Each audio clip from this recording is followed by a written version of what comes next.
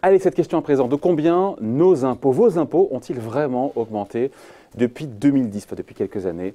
On en parle avec Éric Delannoy. Bonjour. Bonjour. Président du cabinet Tenzing. On a l'IFRAP qui vient de sortir une étude qui est très intéressante, qui nous dit que les impôts directs, alors on va expliquer ce qu'on entend plus tard par impôts directs, ont augmenté de 25% entre 2010 et 2017.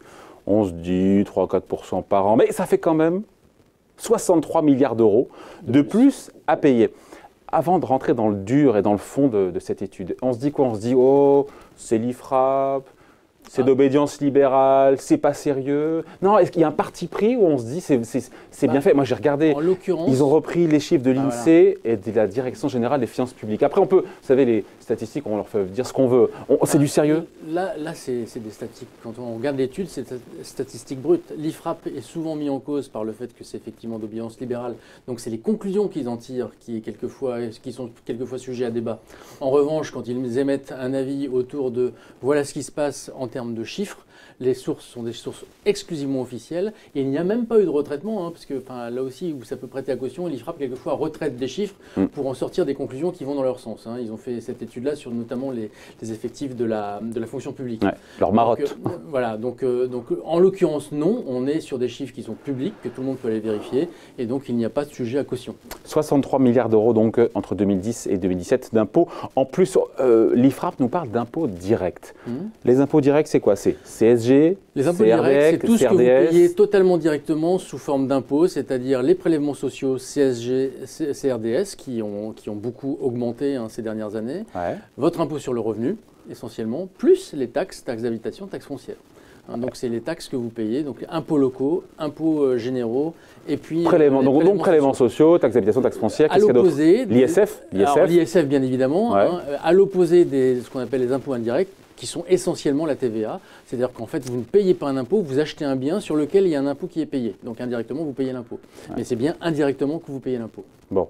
Ce qui est intéressant, c'est que manifestement, on le savait, mais c'est bien de remettre des chiffres dessus, ce sont les 10% des foyers les plus aisés, on précise, gagnant plus de 4 600 € par mois, qui ont payé la majeure partie de la facture. C'est ça les chiffres.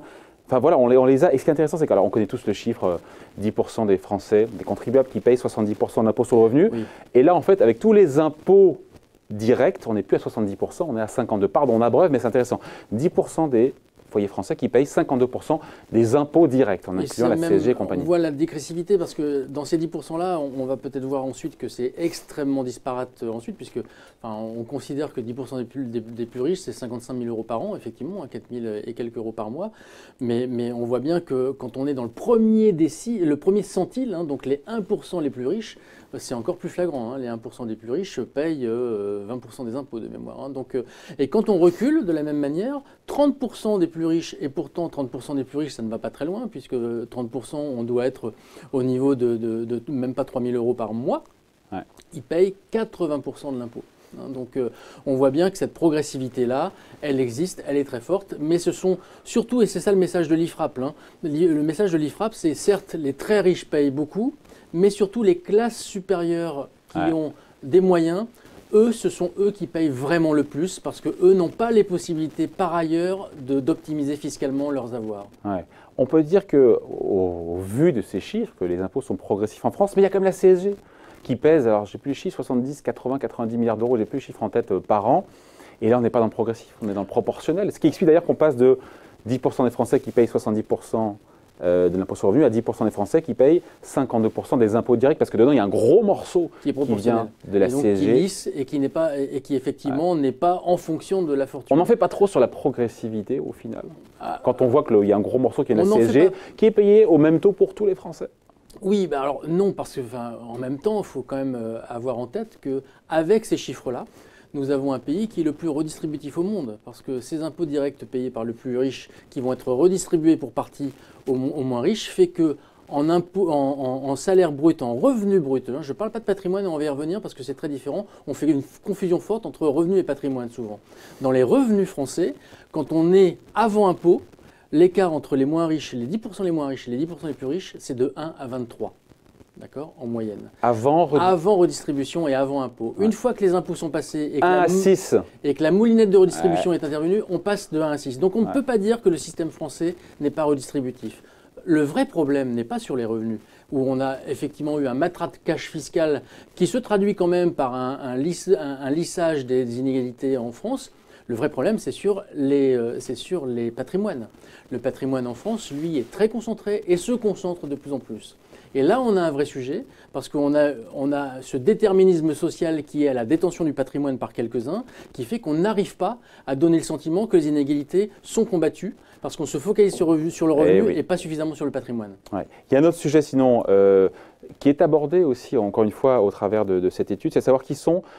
Est-ce qu'on a un portrait robot des 10%, les Français, qui sont les plus riches? Encore une fois, on a dit, les 10% des Français les plus riches, ce sont ceux qui gagnent 4 600 euros par mois. Mais ce n'est pas un ensemble qui est comme ça, qui est homogène. Bien au contraire, c'est un ensemble qui est assez hétérogène avec, quelque part, enfin, quand on regarde les chiffres, on a... quel rapport y a-t-il entre une famille qui avec 2 cadres actifs qui gagnent 5-6 000 euros à eux deux, et on a 7 000 foyers qui déclarent plus d'1 million de revenus par an. Et vous le disiez tout à l'heure, Eric, c'est un ensemble qui est assez hétérogène. La principale différence, elle est double. La principale différence, c'est que les 10 000 foyers les plus riches en France, donc qui ont quasiment 1 million d'euros de revenus et qui concentrent le patrimoine, eux ont la possibilité soit de s'expatrier, et c'est vers eux, aujourd'hui, on estime que l'ISF a généré 30 milliards d'expatriations de capitaux qui ne se sont pas investis en France. Et donc qui ne sont plus taxés en France. Et qui ne sont plus taxés en France. Donc un des Parce que c'est bien de vouloir faire payer les riches, mais si les riches ils s'en vont, il n'y a plus de base taxable pour leur prendre leur pognon.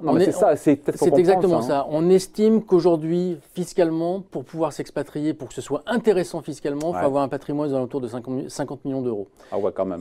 Oui, mais il y a quand même beaucoup de patrimoine au-dessus de 50 millions d'euros dans ce premier centile. Ouais. Et on voit bien que le sort de ces quelques privilégiés, ils sont 10 000, 20 000, 30 000 en France, est très différent de toute cette classe supérieure qui gagne aux alentours de 100 000, 150 000 euros par an, qui sont des revenus très importants, d'accord, mais qui, eux, n'ont pas le patrimoine ni les revenus suffisants pour pouvoir envisager de s'expatrier et qui, eux, subissent à plein toutes les réformes.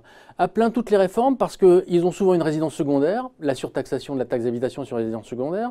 Ils sont sujets potentiellement à l'IFI, donc qui remplace l'ISF, mais ils ne sont pas complètement sujets à l'ISF parce qu'ils n'ont pas non plus un patrimoine incroyable. Ouais. Bref, ils se prennent toutes les réformes de la taxation. Les petits riches. Les petits riches payent le plus. Et le matraquage fiscal, il est chez eux. Et en général, ce n'est pas ceux qu'on entend parce qu'ils ont souvent des bonnes situations. Et en gros, ils ne vont pas dans la rue, en fait. Donc il n'y a pas de mal à se faire du bien, à les taxer fortement. Ouais. Mais ils n'ont pas le moyen d'y échapper. Donc on continue. Qu'est-ce qu'on conclut? On finit là-dessus. C'est quoi? On a dit des tonnes de choses, encore une fois. On voit bien que cette classe moyenne supérieure qui, elle, paye globalement, encore une fois, la facture des hausses d'impôts directes. Qu'est-ce qu'on peut... C'est ça la conclusion principale? La conclusion principale, c'est... Il faut arrêter de faire mal à ces gens qui se lèvent et qui travaillent, qui gagnent quelques milliers d'euros, encore une fois, qui sont à 3 4 000, 5 000 euros, à 2 6 000 euros pour un couple. Mais je pense que la principale conclusion, c'est que d'abord, la taxation sur les revenus, aujourd'hui, permet de réduire les inégalités de revenus en France. Ça, on l'a montré, il faut quand même le répéter.